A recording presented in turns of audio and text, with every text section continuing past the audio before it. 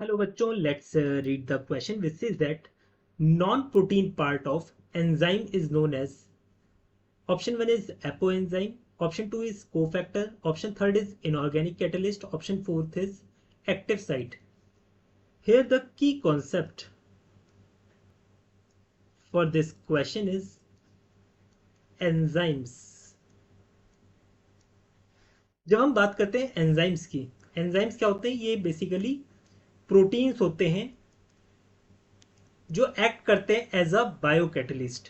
Proteins which act as a biocatalyst. Biocatalyst. अब ये catalyst क्या होते हैं? कैटलिस्ट वो मॉलिक्यूल्स होते हैं या वो सब्सटेंस होते हैं जो कि स्पीड अप कर दे केमिकल रिएक्शन की, उसे हम बोलते हैं कैटलिस्ट. ठीक है. अब एंजाइम की बात करते हैं. यहां पर एंजाइम क्या होता है? एंजाइम में दो चीजें होती हैं. एक तो होता है एंजाइम का proteinaceous part. Proteinaceous part. Proteinaceous part अकेले कुछ नहीं कर सकता, इसे चाहिए कोफैक्टर, ताकि ये एक फंक्शनल एंजाइम बन सके. क्या बन सके? फंक्शनल एंजाइम बन सके. ये जो फंक्शनल एंजाइम होता है ना, इसे हम बोलते हैं होलोजाइम. क्या कहते हैं? होलोजाइम. और वहीं जो प्रोटीनेशियस पार्ट होता है एंजाइम का, उसे हम बोलते हैं एपो एंजाइम. एपो एंजाइम कहते हैं. और ये कोफैक्टर क्या होता है? कोफैक्टर में हमारी को एंजाइम्स आते हैं. को एंजाइम्स, इनके अंदर वाइटामिन होते हैं.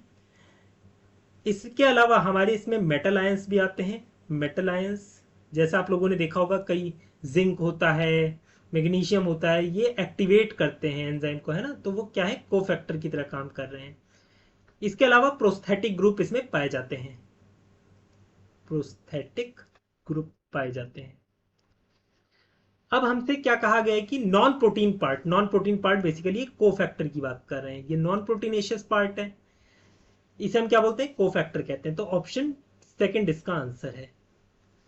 बाकी देखिए, एपो एंजाइम. एपो एंजाइम तो हमारा प्रोटीनेशियस पार्ट हुआ, ये आंसर नहीं हो सकता. सेकंड हमारा आंसर है. Third inorganic catalyst. अब देखिए यहां पर हमने क्या बोला? को एंजाइम्स में क्या आते हैं हमारे?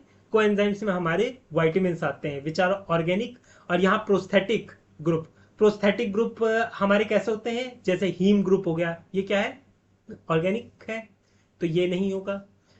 एक्टिव साइट, एक्टिव साइट नहीं ये रिप्रेजेंट करते हैं, तो ये भी गलत दे रखा है. तो ऑप्शन 2 हमारा करेक्ट आंसर है. I hope you understood it well. Best of luck.